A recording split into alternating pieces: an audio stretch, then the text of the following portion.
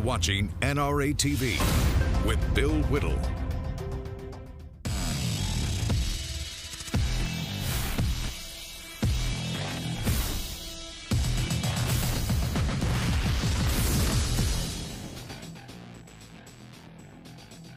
Hi, everybody. Welcome to the show live from Los Angeles. It's the Hot Mic Show, and without any further ado, after quite a long time, ladies and gentlemen, please welcome your actual host, Hot Mic. What? No one's going to see a broken nail, Mike. No one's going to care. This is the NRA. Don't just sit there weeping. Seriously.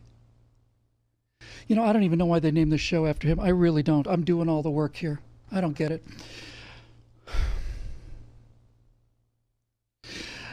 Today we have two stories for you. We have a story on fake news, and then we've got the kind of the ultimate in celebrity wishful thinking. It's the celebrity wishful thinking round, but that'll be coming up next. Before we get going, we kind of caught a little fire this morning. As you know, probably, I do a daily call-in on my friend Grant Stinchfield show. It's kind of the highlight of the Stinchfield show, really. And this morning we covered a story about Don Lemon, the CNN news person.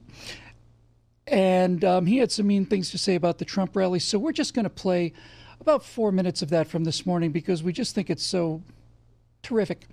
And it's good to get Grant the exposure, you know, really helps him a bit. So let's have a look at what we said this morning on the Grant Stinchfield show.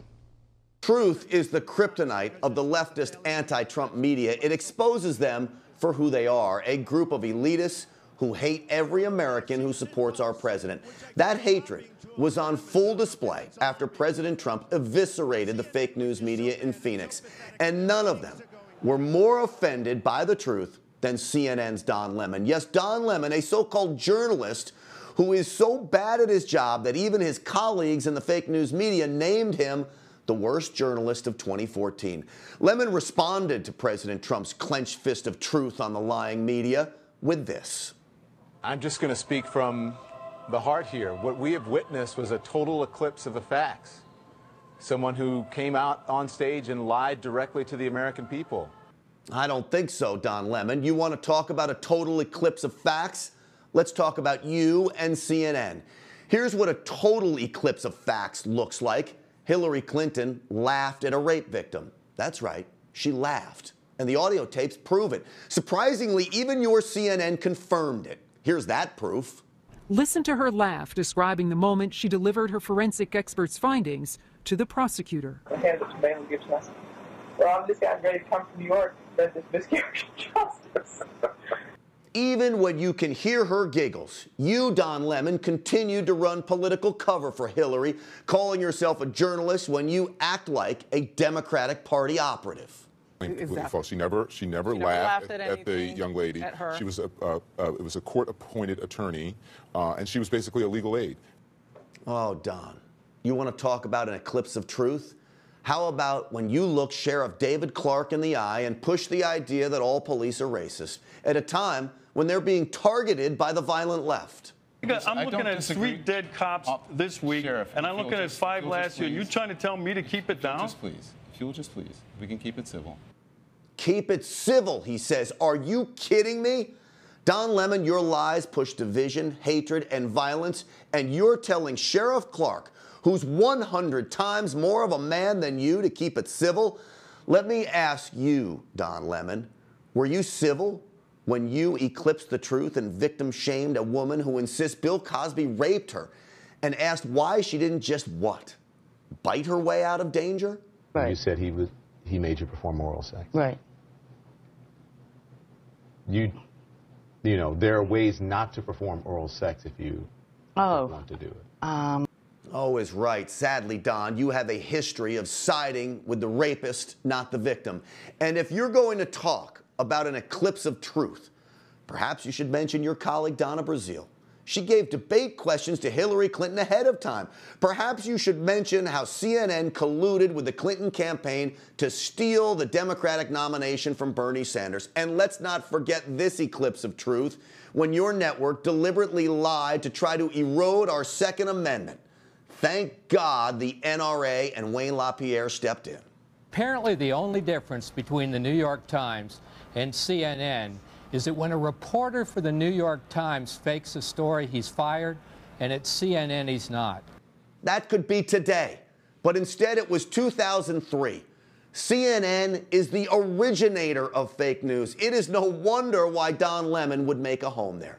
Lemon, you use sensationalism, like holding up a Confederate flag to try and save your failing ratings. You accuse the president of being racist.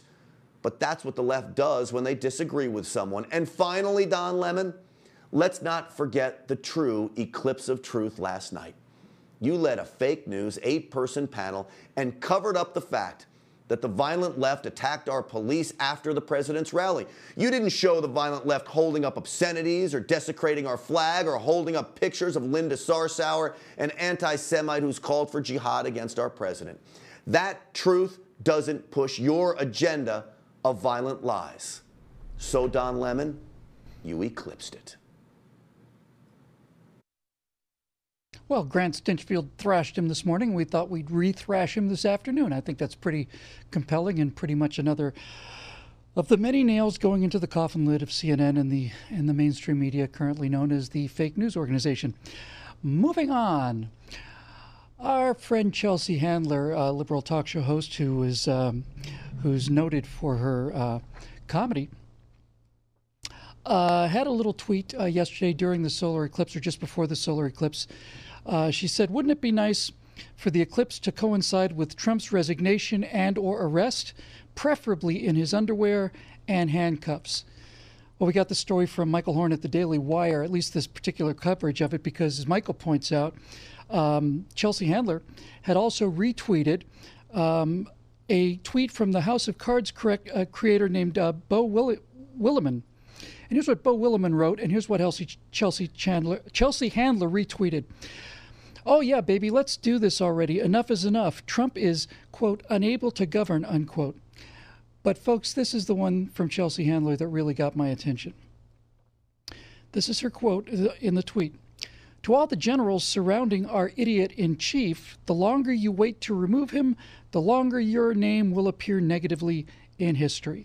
Now, in a moment, we're going to bring in our guest and talk about this kind of wishful thinking on the part of Hollywood. But in this one particular case, just because I find it interesting, I would say that what she just said there is not just wishful thinking. It is, in fact, by any reasonable definition of the term, it's actual sedition, which is one of the very, very, very few places where free speech is legally limited in the United States. Just because I'm a stickler for these kind of things. U.S. Code Title 18, Part 1, Chapter 115, Section 2385. I'm paraphrasing here. Whoever knowingly or willingly advocates, abets, advises, or teaches the duty, necessity, desirability, or propriety of overthrowing or destroying the government of the United States by force or violence, or by the assassination of any officer of any such government, or whomever with intent to cause the overthrow or destruction of any such government prints, publishes, edits, issues, circulates, sells, distributes, or publicly displays any written or printed matter advocating, advising, or teaching the duty, necessity, desirability, or propriety of overthrowing or destroying the government, any government in the United States by force or violence, or attempts to do so. Here's the zinger.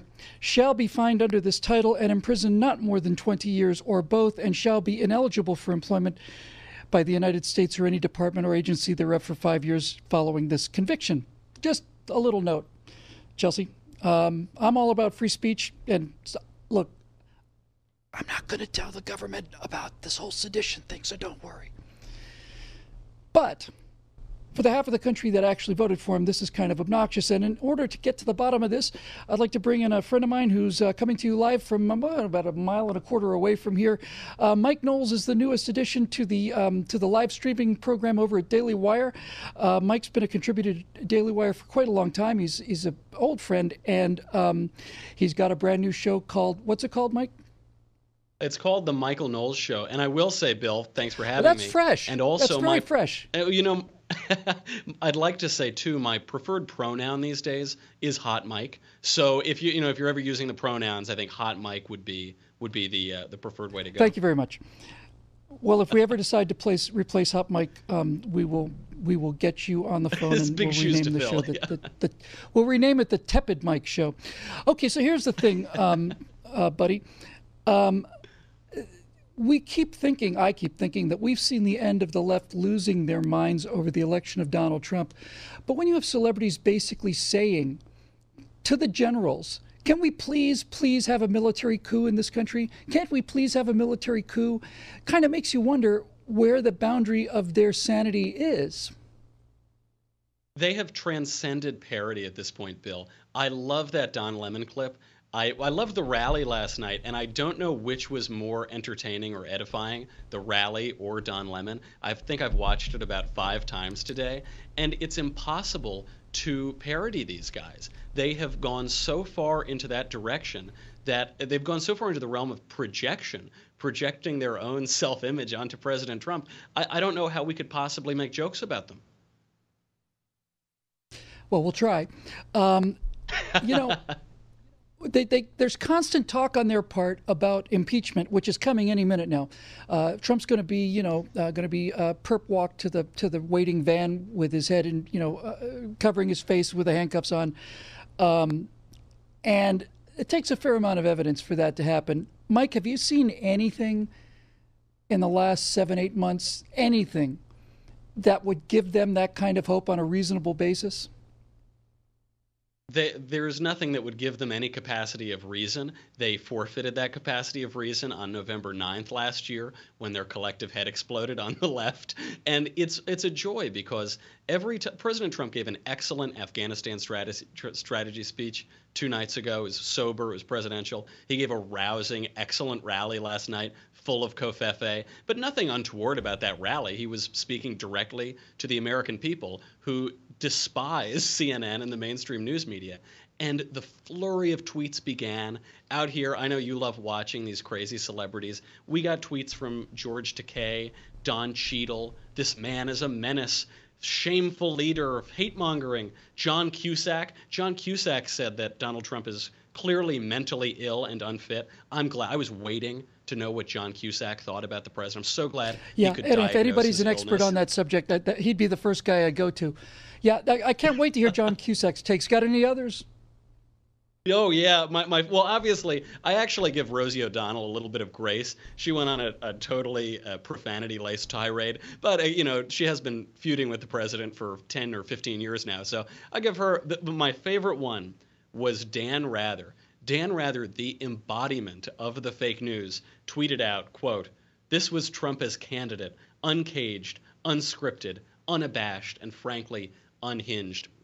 Dan Rather run out of his career because he played false, forged documents on his show just weeks before a presidential election, the embodiment of fake news, and he's supposed to have the credibility to tell the American people that we need to boot this guy out of office, or if Chelsea Handler has her way, to do something more forceful.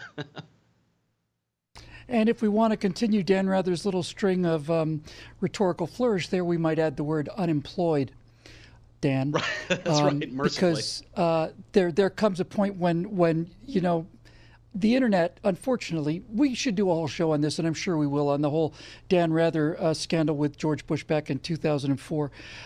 Mike, you and I watched the returns together over at Daily Wire, on and off camera together. I frankly didn't think he was going to win. I believed all the fake polls they published, and then we all just kind of looked at each other like, hey, it's kind of like watching some gigantic underdog. It's kind of like watching the U.S. beat Russia in the Olympics, is what it was kind of like for me anyway. And I remember thinking, Mike, that, okay, well, this is going to screw up their plans, and there's going to be some pushback. But I have to tell you, I did not expect this kind of lunacy. And the one thing I actually didn't expect was for hearing major celebrities calling for violent overthrow of the government. De Niro said he wanted to punch Trump. Madonna said she's had thoughts about blowing up the White House. Chelsea Handler is saying, come on, generals, overthrow the government. So what's going on here, Mike? What about Donald Trump is so offensive to the celebrity mind?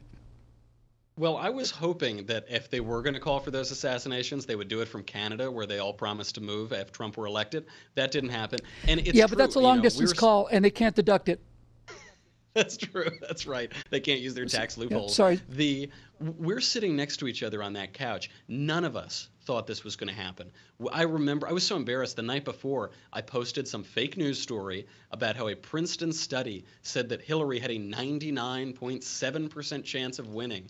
Did not turn out that way. And I think it's two reasons. Two expectations were subverted.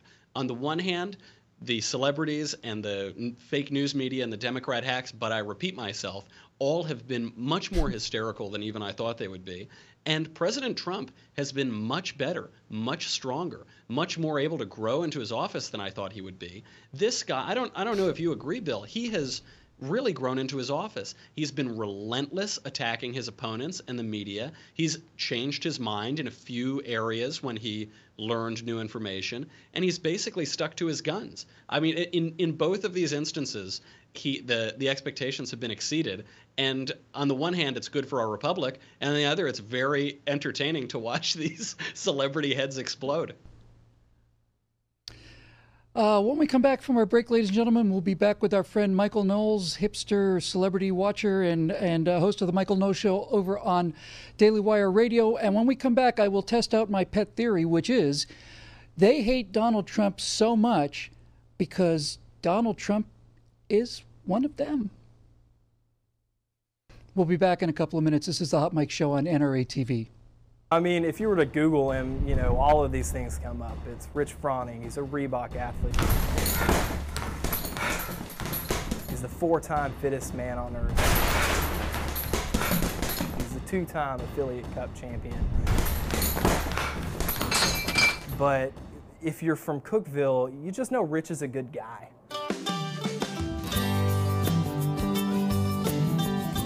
I can't speak more highly of Rich Froning, just simply because of his heart, of his humanity for people who are hurting. That kind of love and support that you see in his heart and life, it just rubs off on you as just being around him.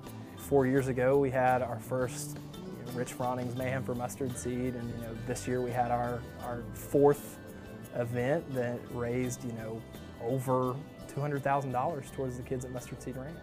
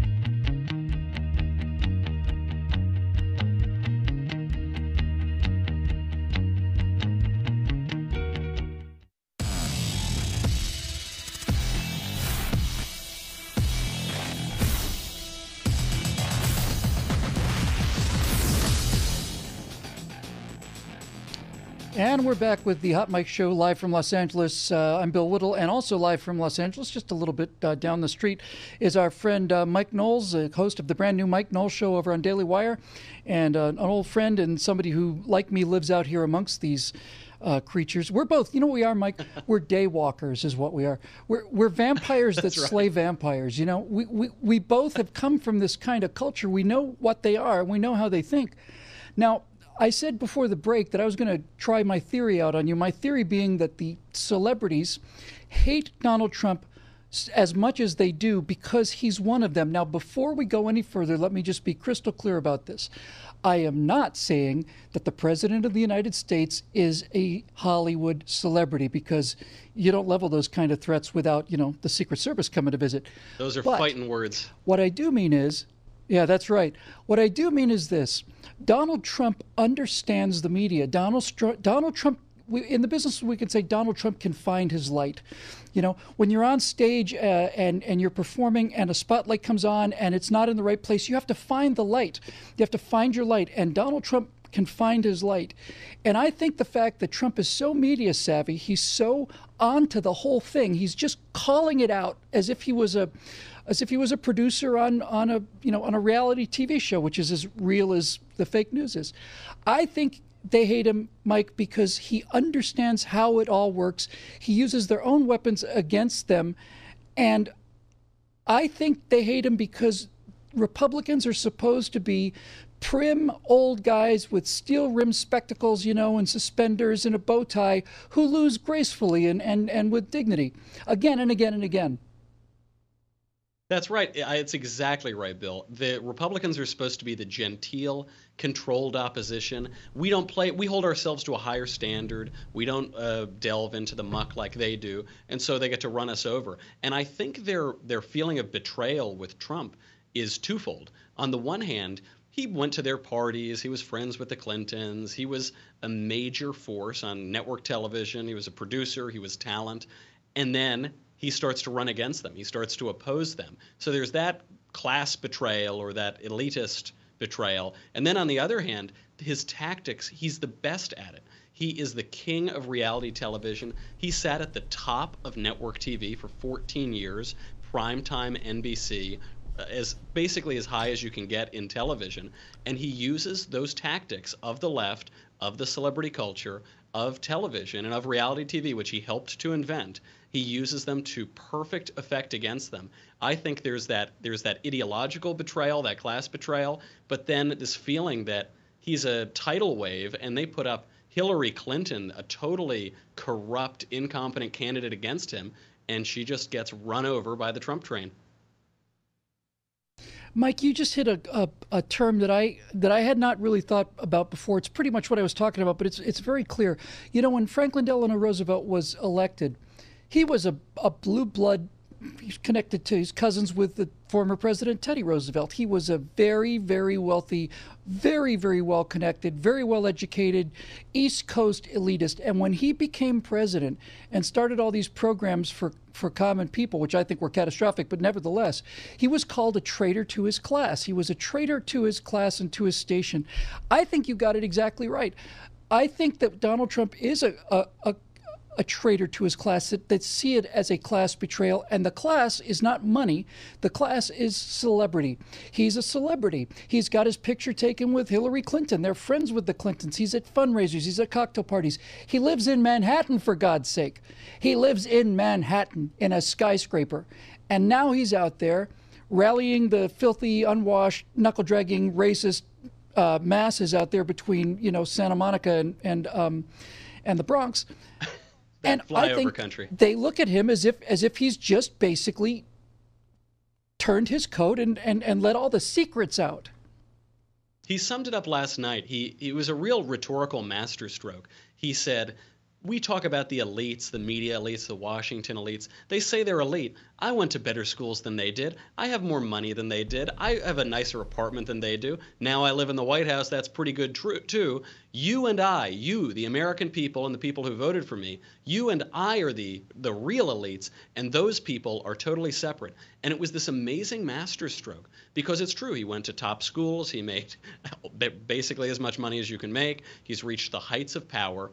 And he has aligned himself with the American people, with the base of Americans who live between those coasts, that little sliver of land between LA and New York, and he's separated himself out from all those other self-proclaimed elites and preening celebrities. It was a masterstroke that he was able to do it, and that he's able to convey it to the American people is political skill unlike anything we've seen, I think, in our lifetimes.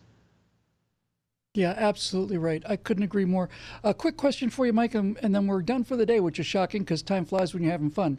But on an earlier segment, we talked about Chelsea Handler, and she had done an interview where she said she really only learned about government during the last 6 months or so. And she learned about government by interviewing people as diverse as, Al Franken on the far left and all the way to Elizabeth Warren on the extreme left. That's how she learned about government, with all of this variety of inputs.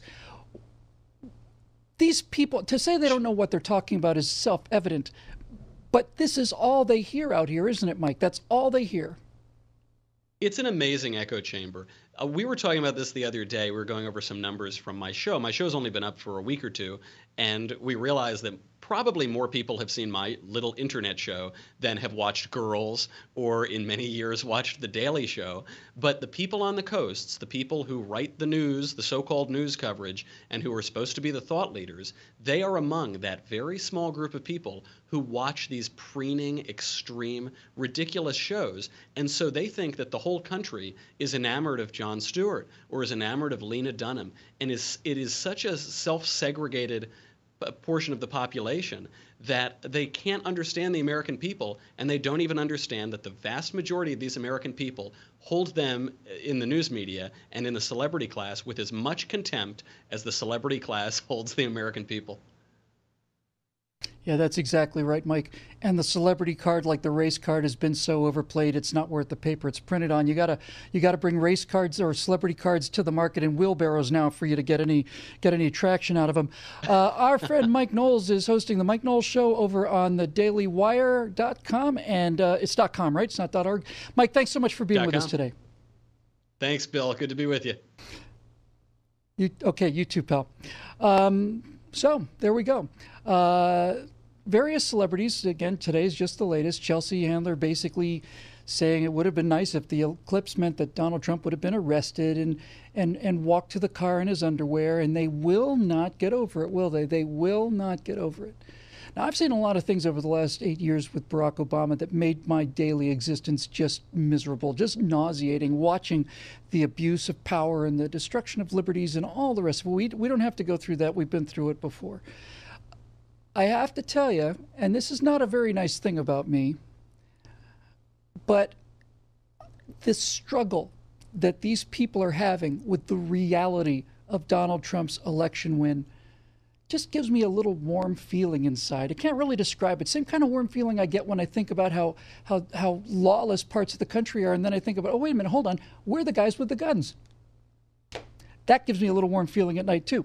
And you're the guys with the guns as well. Thank you so much for your support. And as Mike said, the kind of people, the viewership we're getting is outperforming a lot of the mainstream news media, and it's going to get stronger and stronger as they get weaker and weaker.